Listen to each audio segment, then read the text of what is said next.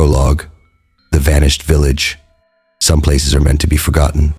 In the Omori prefecture of Japan, there exists a ghost story whispered for generations, a story about Sugisawa village, a place that no longer exists on any map. No records, no official documents, nothing. Yet, those who dare speak of it remember. They say Sugisawa was once a peaceful settlement until a single night of madness changed everything. A man, crazed, deranged, slaughtered every villager before ending his own life. Since then, the village was erased from history. Authorities wiped its name from existence, the land abandoned to the creeping vines and the whispers of the past. But what happens to the restless dead? That is a question Rina, Kaito, and Jun would soon regret trying to answer. The Forbidden Journey. Rina adjusted the straps of her backpack and took a deep breath. "This is insane," she muttered. The forest around them was thick, the air heavy with moisture. The sun had begun to dip behind the mountains, casting long, eerie shadows across the trees. Kaito grinned, adjusting his camera. "Come on, Rina, don't back out now. This could be the biggest urban legend we ever debunked." Jun, the quietest of the three, shifted uneasily. Or the most real. The trio were paranormal explorers, amateur documentarians who ran a small YouTube channel focused on uncovering Japan's most haunted mysteries. Sugisawa village was their latest target, a place that shouldn't exist, yet people kept claiming to find it. A local fisherman had told them about a hidden path leading into the mountains. "If you see the Jizo statue with red cloth, you're close," he had warned. "Turn back, do not enter." But Kaito's curiosity had never known limits, and so they went. As they followed the dirt path through the forest, a strange silence settled over them. No wind, no insects, not even the rustling of leaves. Jun was the first to break the silence. Why would the government try to erase an entire village? Maybe it was never real to begin with. Kaito scoffed. Just a ghost story. Then Rina stopped dead in her tracks. At the side of the path, covered in moss and half buried in the earth, stood a Jizo statue, its stone surface cracked with age. A tattered red cloth fluttered weakly from its neck. Rina shivered. "We're close." Kaito lifted his camera, pressing record. "Then let's see if the legend is true." They stepped past the Jizo statue, and everything changed. The village that shouldn't exist. The air grew colder. The dirt beneath their feet felt softer, as though they had stepped onto untouched land. Then, through the thinning trees, they saw it. A cluster of wooden houses, some collapsed into rubble, others eerily intact, stood in the open clearing. The structures were weathered but standing, as if time had forgotten them. "This," Kaito whispered, lowering his camera. "This isn't possible. Sugisawa wasn't supposed to exist. Yet here it was." Rina's heart pounded. The village was too quiet, too still, as if something was watching them. Jun exhaled sharply. "We shouldn't be here." But Kaito, obsessed with proving the legend, pressed forward. "We didn't come all this way to turn back now." The group entered the village. The silence was unnatural, like the entire world had been swallowed into some frozen moment in time. The air was stagnant, heavy with something unseen. Then Rina saw it, a house with its sliding door slightly open. Inside, beyond the gap, something moved. Rina grabbed Kaito's arm. "Did you see that?" Kaito turned, but the movement was gone. "There's nothing there," he muttered, though his voice wavered. Jun turned to them, face pale. "Guys, I think we should leave, now." Then, a whisper. Faint, right behind them, a child's voice. "O kaeri, kaeruna, welcome home, don't leave." Rina froze, her breath catching in her throat. Her hands felt numb, her body refusing to move. Then Kaito screamed. She spun around just in time to see him drop his camera, his body jerking violently backward as if something had yanked him. "Kaito." Jun lunged forward, grabbing Kaito's arm, pulling him away from the unseen force. They stumbled backward, crashing into the ground. The moment Kaito hit the dirt, the force vanished. Kaito gasped for air, eyes wide with terror.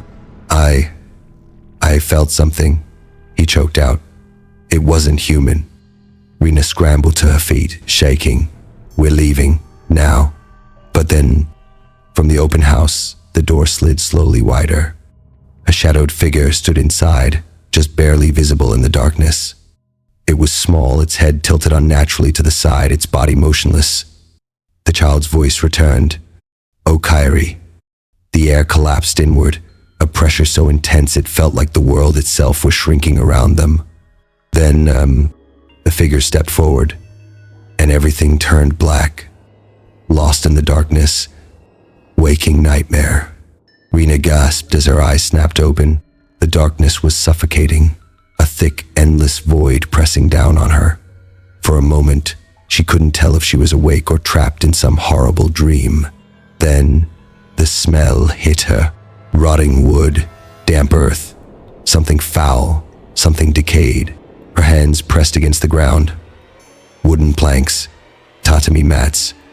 She wasn't outside anymore. She was inside a house. Her stomach twisted. The last thing she remembered was that thing, the childlike shadow standing in the doorway. Then, everything had gone black. "Kaito, June," she whispered, her voice trembling. No response. Only silence. And then, a slow creaking sound. Rina's breath hitched. Somewhere in the darkness, a door was opening. The voice in the walls. Jun's eyes fluttered open. His head pounded. For a moment, he forgot where he was. But as the damp, musty air filled his lungs, the memories came rushing back. The village. The voice. The figure in the doorway. His pulse spiked. He sat up quickly, realizing he was alone. No Rina, no Kaito, just him. Jun's breath came in short gasps. The room around him was wrong. The walls were covered in faded, peeling paper, and the floor beneath him creaked with the slightest movement. It felt lived in, yet long abandoned at the same time.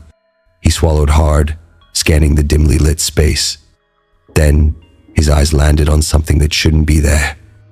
A photograph. Old, yellowed, propped against the wall. With shaking hands, he picked it up. It was an old family portrait. A man and woman knelt on the tatami mat, their faces expressionless, their eyes dark and empty. And between them, a child. Its face was scratched out. Jun's stomach churned. He dropped the photo as a sharp chill ran down his spine. Then, a voice, soft, right behind him. "Oni-san, kairuna." "Brother, don't leave." Jun's blood turned ice cold. He didn't turn around. He couldn't. The room of hands. Kaito woke up screaming. His body convulsed, as if something had just released him from a death grip. He sat up, gasping for air. "Where am I?" His heart pounded as he looked around. He was in a small wooden room. The walls were splintered and cracked. The ceiling so low it felt suffocating. The only light came from a single candle burning weakly in the far corner. And then he saw them. Handprints, dozens of them. Tiny childlike handprints smeared across the walls, as if something had been crawling over every inch of the room. Kaito's breath caught in his throat. Then, a giggle. Soft, playful, coming from just beyond the door. Slowly, he turned his head. The door slid open, and in the darkness, a small, pale hand reached inside. The thing in the tatami. Rina couldn't breathe. The door across the room had opened on its own. Something stood in the darkness, just beyond the threshold. She couldn't see it, but she could feel it. Watching, smiling. Her body screamed at her to run, but she was frozen in place. Then, the floor shifted beneath her. The tatami mat bulged, like something was crawling underneath it. Rina let out a choked gasp as the movement spread. The entire floor beneath her rippling, writhing, as if something alive was just beneath the surface. Then, fingers, small, pale fingers pushed through the gaps in the mat, stretching out toward her. She screamed. In a blind panic, she bolted toward the door and slammed into something. Someone. She looked up. Jun. His face was pale, eyes wide with terror. Rina, We have to get out. Now. Rina nodded, grabbing his arm. Where's Kaito? Then, a blood-curdling scream echoed through the house. Kaito. Without thinking, they raced toward the sound. Don't look back. The scream had come from down the hall. Rina and June burst into the corridor, their feet slamming against the wooden floor. The air was thick with rot, the walls seeming to shift and stretch like something alive. Kaito, Jun shouted. Then they saw it. Kaito was on the floor, his body half dragged into a dark open space beneath the house. Something was pulling him in. His fingers dug into the wooden planks, splinters slicing his skin as he fought against the unseen force. Help me, he screamed. Rina and June lunged forward, grabbing his arms. The pressure was immense. It felt like 1,000 hands were pulling Kaito into the darkness. Then, from the black void beneath the house, a face emerged. A child's face. Pale, emotionless, its mouth stretched too wide. Its eyes were nothing but empty black pits. It whispered, Okairi, Kairuna, welcome home. Don't leave. Rina and Jun screamed as the floorboards split apart beneath them. And then, everything collapsed. The final descent. The house that breathes. Rina felt like she was falling forever. The wooden floor had given way beneath them, swallowing them into the dark abyss below. Then, impact. She hit the ground hard, her body crashing against something damp and rotting. The pain shot through her limbs, but she was alive. A low, eerie, creaking sound surrounded her. The floor beneath her was moving, breathing. Her hands pressed against the surface. It wasn't wood anymore. It was flesh. Her stomach twisted in horror. This house was alive. Rina. She snapped her head up. June was beside her, groaning, trying to sit up. A few feet away, Kaito lay sprawled on the ground, his breath ragged but steady. They were all still together. But where the hell were they? The endless corridor. June pushed himself up, his body aching. The air down here was thick, humid, suffocating. The scent of damp earth, decay, and something metallic. Blood. They were in a corridor, but something was wrong. The hallway stretched endlessly in both directions, fading into darkness. No doors, no windows, just walls made of pulsating, living flesh. June turned to Kaito, who was clutching his wrist, his fingers still bleeding from the struggle. We have to move, Jun whispered. Which way? Rina asked. June hesitated. There was no way to tell. Then, the walls shuddered. A deep, guttural sound rumbled through the air, like a long, slow exhale. And from somewhere in the darkness, footsteps. Soft, light, like a child's. Getting closer. June's pulse spiked.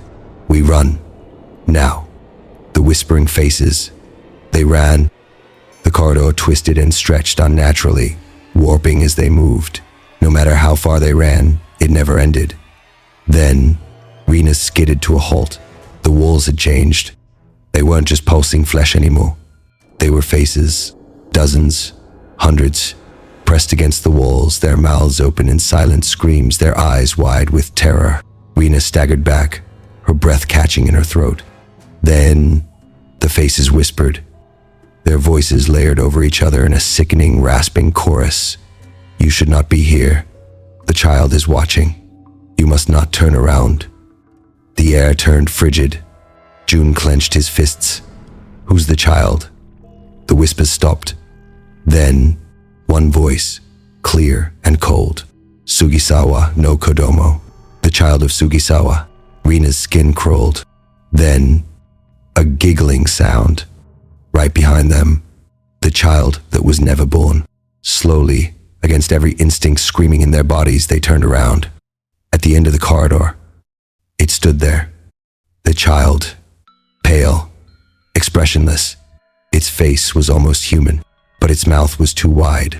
Its eyes were black, empty pits. It raised one small, bony hand and pointed at them. Kaito's breath hitched. What do you want? The child tilted its head. Then, the corridor collapsed around them. The walls screamed. The The faces howled in agony as the floor gave way beneath their feet. Everything spun into darkness. The shrine beneath the village. Rina woke up to the sound of dripping water. She was lying on cold stone, her body aching. A dim, flickering light cast eerie shadows across the damp walls. A shrine, an ancient, abandoned shrine. June and Kaito were next to her, groaning as they pushed themselves upright. Then, a whispering sound echoed through the chamber. Rina turned her head and froze. At the center of the shrine, surrounded by rotting wooden pillars, was a small stone altar. On it, a tiny, crumbling doll. Its body was wrapped in old, blood-stained cloth. Its eyes were missing. Jun's hands trembled. That's Hitobashira doll. Rina's breath caught. She'd heard the stories. Human sacrifices sealed inside the foundations of buildings to appease spirits. The Sugisawa child was never born. It had been buried alive, and now it wanted them to stay. Forever. The final escape. The air shifted. The whispers grew louder. The walls trembled. Rina grabbed Kaito's arm. "We have to go. Now." June nodded. "There has to be a way out." Then, a low, inhuman wail filled the chamber. The child's shadow loomed against the shrine walls, its arms outstretched, its mouth splitting open into a gaping void. The entire shrine shook violently. Rina's breath came in sharp gasps. They were out of time. Then she saw it.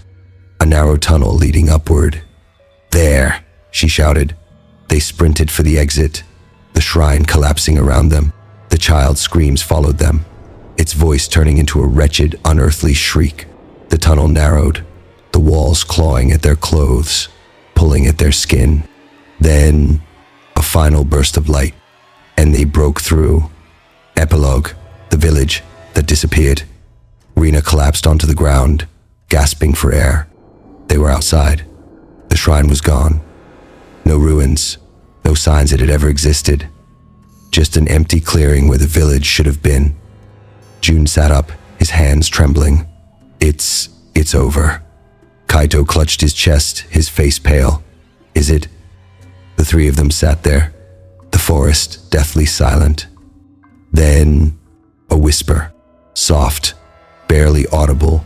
"Okaeri, welcome home." Rina's heart stopped.